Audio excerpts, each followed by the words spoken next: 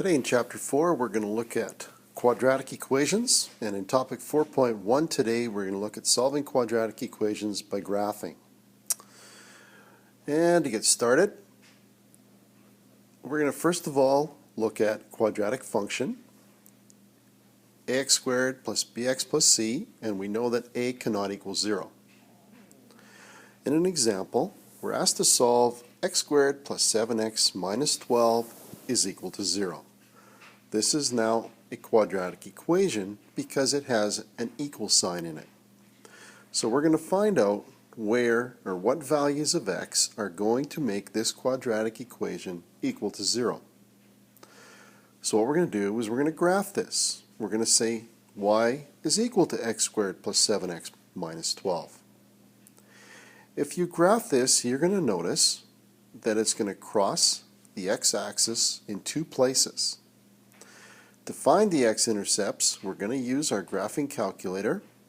We're going to set y1 to equal our equation, x squared plus 7x minus 12, or the left side of our equation.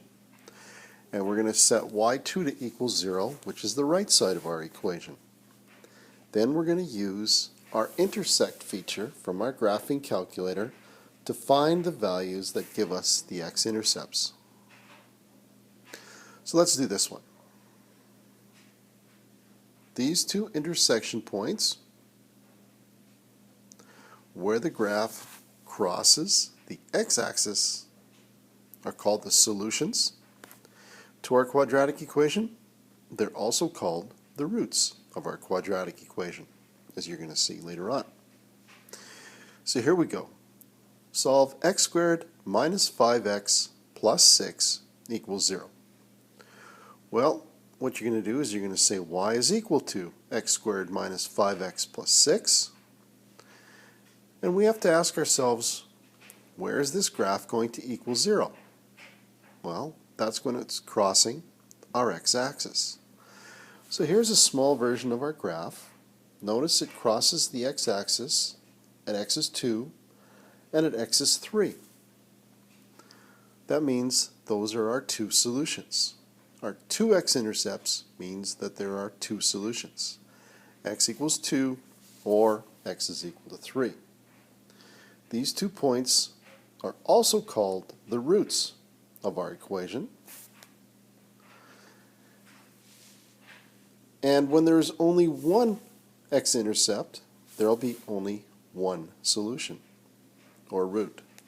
An example of that would be in this kind of a picture where it just touches our x-axis at 4, and that equation would be y is equal to negative x squared plus 8x minus 16. So in summary, what you see is that to solve a quadratic equation means to find where the roots of the equation, where the graph crosses our x-axis, because that's where it's going to be equal to 0.